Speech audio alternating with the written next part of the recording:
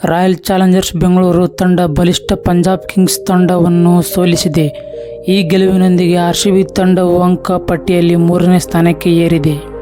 ಸದ್ಯ 3ನೇ ಸ್ಥಾನದಲ್ಲಿರುವ ರಾಯಲ್ ಚಾಲೆಂಜರ್ಸ್ ಬೆಂಗಳೂರು ತಂಡಕ್ಕೆ ಮುಂದಿನ 6 ಪಂದ್ಯಗಳು ಬಹಳ ಮುಖ್ಯ. ಏಕೆಂದರೆ ಈ 6 ಮ್ಯಾಚುಗಳಲ್ಲಿ ಭರ್ಜರಿ ಜಯ ಸಾಧಿಸಿದರೆ ಆರ್ಸಿಬಿ ನೇರವಾಗಿ ಪ್ಲೇಆಫ್ಗೆ ಎಂಟ್ರಿ ಕೊಡಬಹುದು. ಸಾಮಾನ್ಯವಾಗಿ ಪ್ಲೇಆಫ್ ಪ್ರವೇಶಿಸಲು 16 ಅಂಕಗಳನ್ನು ಪಡೆದರೆ ಸಾಕು.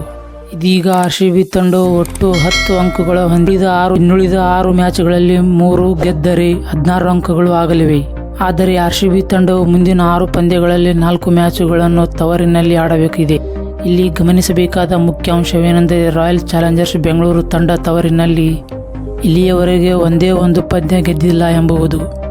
ಈ ಬಾರಿ ತವರಿನಲ್ಲಿ ಆಡಿದ 3 ಪಂದ್ಯಗಳಲ್ಲಿ ಆರ್ಸಿಬಿ ತಂಡ ಸೋಲನ್ನು ಅನುಭವಿಸಿದೆ. ಇದ್ಯಾಗೂ ಎದುರಾಳಿಗಳ ತವರು ಮೈದಾನದಲ್ಲಿ 5 ಗೆಲುವು ದಾಖಲಿಸಿ 10 ಪಾಯಿಂಟ್ಸ್ಗಳನ್ನು ಕಲೆ ಹಾಕಿರುವುದು ವಿಶೇಷ. ಇದೀಗ 4+2 ಪಂದ್ಯಗಳನ್ನು ಆಡಬೇಕಾಗಿರುವ ಆರ್ಸಿಬಿ ತವರಿನಲ್ಲಿ ನಡೆಯಲಿರುವ ಪಂದ್ಯಗಳೇ ನಿರ್ಣಾಯಕ.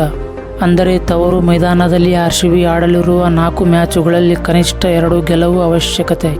ಇನ್ನುಳಿದ 2 ಪಂದ್ಯಗಳಲ್ಲಿ 1 ಗೆಲುವು ದಾಖಲಿಸಿದರೂ ರಾಯಲ್ ಚಾಲೆಂಜರ್ಸ್ ಬೆಂಗಳೂರು ತಂಡವು 16 ಅಂಕಗಳನ್ನು ಪಡೆಯಲಿವೆ. ಈ ಮೂಲಕ ಆರ್ಸಿಬಿ ಪ್ಲೇಆಫ್ ಹಂತಕ್ಕೇರಬಹುದು.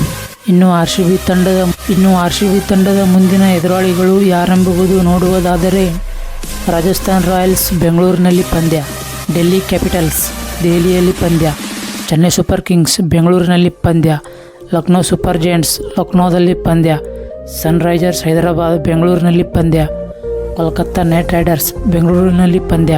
ಈ ಮ್ಯಾಚ್ಗಳ ಮೂಲಕ ಆರ್ಸಿಬಿ ತಂಡ ಪ್ಲೇಆಫ್ ಭವಿಷ್ಯ ನಿರ್ಧಾರವಾಗಲಿದೆ. ನಿಮ್ಮ ಪ್ರಕಾರ ಆರ್ಸಿಬಿ ಪ್ಲೇಆಫ್ಗೆ ಹೋಗುತ್ತಾ ಇಲ್ವಾ ಅಂತ ಕಮೆಂಟ್ ಮಾಡಿ ತಿಳಿಸಿ. ಹಾಗೆ ಚಾನಲ್ಗೆ ಸಬ್ಸ್ಕ್ರೈಬ್ ಮಾಡಿ.